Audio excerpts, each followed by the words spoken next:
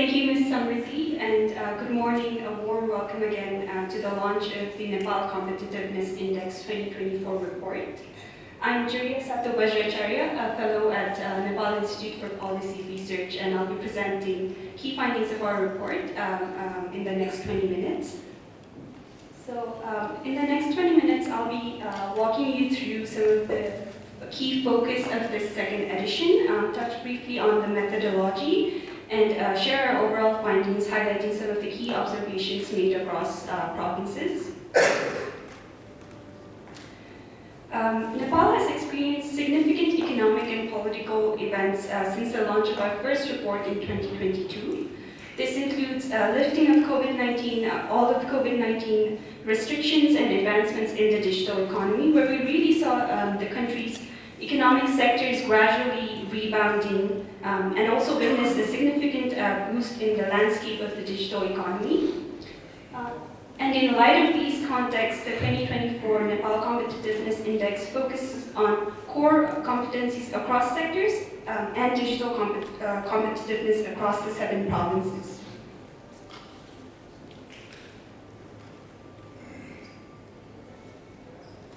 So based on the framework developed by the Asia Competitiveness Institute, we've assessed Nepal's provinces across 4 environments by contextualizing the framework so that it is most relevant to our country.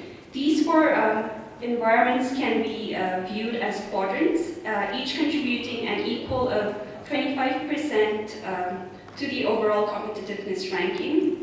These environments are further divided into 11 sub-environments and include 64 indicators. We will be providing more insights in the upcoming slides, but this is just an overview of the framework. Here, I'd also like to note that each environment or sub-environment has more indicators than the others, depending on the availability of data. So the first environment, macroeconomic stability, encompasses aspects of economic competitiveness, including economic vibrancy, openness in volumes of trade, and readiness to attract foreign investments, among many others. The second environment, government and institutional setting, focuses more on aspects related to government policies and fiscal sustainability. It also looks at the stability of the overall governance system in a particular province. The third environment, financial businesses and manpower conditions, looks at people's access to financial resources and services. It also takes factors such as business efficiency and labor productivity into account. Finally, the fourth environment, the quality of life and infrastructure development. This one really looks at the social indicators that contribute to enhancing the standard of living of citizens across the provinces, and some of these examples include student to teacher ratio, population density, etc. And for a more comprehensive approach, this study also includes a what-if analysis, which is based on a hypothetical improvement of the weakest indicators of each province, thereby aiming to effectively answer the question of what really needs to be improved. We hope that policymakers in particular will find this useful and relevant in their policymaking and recommendations to not just identify specific areas of need, but also recognize potential growth levers and opportunities.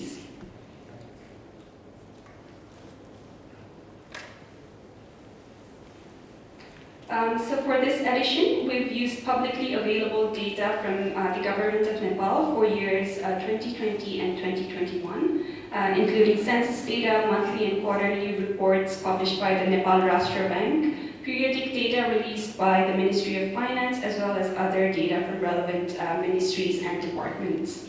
In addition to this, we've conducted literature review and stakeholder consultation meetings to corroborate and validate these initial findings. Finally, we've also leveraged past data to calculate proxy values for some of these indicators. Now, moving on to the overall ranking. As you can see here, Bagmati remains the most competitive province, followed by Koshi, Gandaki, Lumbini, and Madhesh. Sudar Paschim and Karnali rank at the bottom among the provinces, and in the next few slides we'll we will delve a bit more into the performance of each of individual provinces between the 4 years 2018 to 2021. So here the number indicates the ranking of the province in that particular year, and if there has been an improvement, we've color-coded with green. Red reflects decline in ranking, and orange indicates that it has remained unchanged. Cochin's ranking, as you can see, has improved overall, driven primarily by advancements in macroeconomic stability and quality of life and infrastructure development. In terms of the overall ranking, Madhesh ranks 5th. The province has notably improved in 2021 in the government and institutional setting category compared to its performance in 2018, which reflects efforts to strengthen governance overall. And as we know, Madhesh is also known to be a strong and vocal advocate for strengthening provincial governance. Bagmati, on the other hand, continues to maintain its rank as the most competitive province overall, and this trend has been consistent across all 4 environments. The widening gap between Bagmati and the rest of the province is important for policymakers to consider. Moving forward, ensuring that Bagmati continues to remain competitive while increasingly building the capacities of the remaining provinces to really close this gap will be a crucial balance to make moving forward. Gandaki ranks as the 3rd most competitive province, and when we look at the data across the 4 environments, Gandaki performs particularly well on aspects related to quality of life and infrastructure development. Focus on the health, education, agriculture, and tourism sectors has been a continued priority for the provincial government. Lumbini, as you can see, its ranking has declined in recent years. There's been an overall decline in the macroeconomic stability between 2018 and 2021. In addition to that, Lumbini has stagnated growth in areas such as financial businesses and manpower conditions, though there are some specific areas that the province can really improve. Having a more inclusive approach to achieving growth across all environments will also prove crucial. Karnali, as we know, just briefly, is the only province which has one open border, and that is with China. Being geographically constrained and remote compared to the other provinces, Karnali has had limited opportunities for trade and investment. It's also important to note that the border, it passes through rough terrains and mountains to access the borders of China, and I think and this is an important factor to consider as we look at its competitiveness across environments. This also makes building infrastructure costly and accessing resources more challenging, which also means that managing large-scale infrastructure projects is a particular challenge. Moving forward, Karnali could explore opportunities to collaborate with other provinces, including Bagmati, for joint collaboration and investments in large-scale projects. Finally, so the question, overall, it ranks 6th in the analysis and performs poorly across environments. Having said that, Sudarshim can also invest in infrastructure projects to improve connectivity within and beyond their province. Enhanced infrastructure will facilitate trade, tourism, and investment opportunities, as it already benefits from a shared border with both China and India. Moving on, now I'd like to go to the next segment of this presentation, which is the digital competitiveness analysis. As with the overall competitiveness analysis, we've used the framework developed by the Asia Competitiveness Institute and contextualized it to Nepal. Every year we focus on one thematic area for each edition, and our analysis in 2022 looked at the impacts of the COVID-19 pandemic on the economy. Given the growing digital landscape, we believed that for this year it would be timely and critical to focus on Nepal's digital ecosystem. So to do that well, we analyzed the provinces. We analyzed the provinces based on a framework consisting of 4 environments. The first environment, digital infrastructure. This is really the foundation of a digital economy and encompasses the infrastructure that enables flow of goods and services. The second environment, core inputs. This environment measures the level of digital technologies as well as the human capital across provinces. Digital outputs. This measures the digital economy products or the value added by the digital technologies.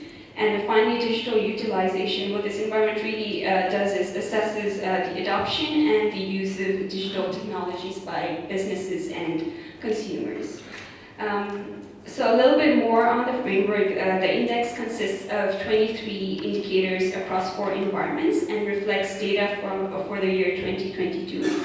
It'd be important to recognize here that the findings are based on available data, and our hope in the future is to include a wider range of indicators to make it more comprehensive.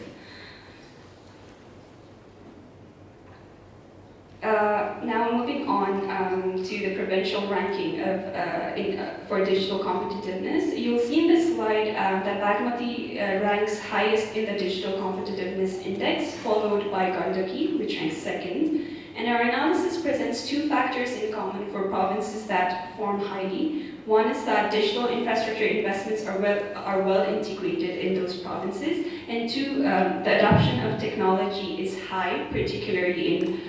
relatively high, particularly in communications, broadcasting, and finance. Gandaki, as you see, ranks poorly in digital outputs despite being a competitive province across other environments and overall. Koshi ranks 3rd, followed by Lumini, Madhya, Sudar Pashchim, and Karnali. Their performances across the 4 environments highlight the challenges of segregated digital infrastructure and resources, and the need for bigger leaps toward digitization, including strengthened electricity capacity and access, investment in building skilled workforce to enhance the development and use of the digital products. Sudar Pashchim and Karnali in many ways face similar challenges, including geographic remoteness, limited digital infrastructure, and low digital literacy, among a few others. To address these challenges overall, the federal government also needs to ensure that the development of these provinces is high on their agenda. Now I'd like to move forward to highlight some of the interesting observations that we've seen and would like to share with all of you. We hope that this would be representative of some of the indicators that we've been using for this analysis. So as you can see here, highlighted in red, we see that Karnali's performance under the government and institutional setting environment was strong in 2018.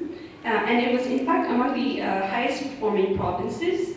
However, it experienced a significant decline in the following years.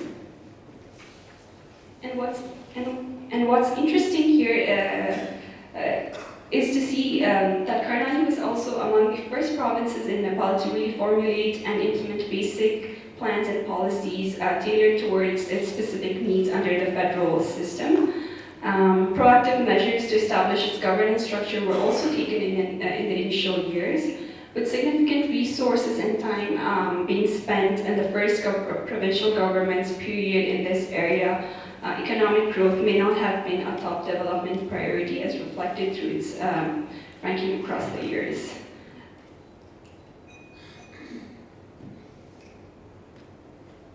Another example here is Koshi, where we see that across the 4 years, the province continued to perform relatively well in all environments except government and institutional settings. Despite challenges in provincial governance, it has remained focused on building macroeconomic stability as well as improving the lives and livelihoods through continued investments in infrastructure and quality of life. Historically, as we know, Koshi is among the most industrialized provinces in the country due to its proximity to Nepal's 2 key trading partners. And many districts in Koshi are currently also engaged in cash cropping, and as a result, we've seen in our data that there's been a sustained growth in both primary and secondary industries. In addition to having an abundance of resources, the province also has greater access to markets for its products, given its industrial potential. Prioritization of some key economic levers could bring significant growth and stability to the province. Here, I'd like to present some of our observations for core inputs for the digital competitiveness analysis. So, as highlighted in red, Madhya performs poorly in terms of core digital input, but what's interesting here is that it actually has a lot of enabling factors that could trigger significant growth in the digital ecosystem. It has high population density and greater exposure to established digital markets in neighboring areas, and really opportunities to leverage this for its own growth. Despite having a geography that is quite feasible for technological infrastructure, it has not fully leveraged this to its advantage. Therefore, there is much higher potential for Madhya to grow digitally, and it's very much important to bring in investments through both infrastructure and education. Urban areas, this is an interesting observation on our analysis as well, but urban areas and cities play a crucial role in the overall competitiveness of provinces, and this positive correlation has been highlighted in past studies.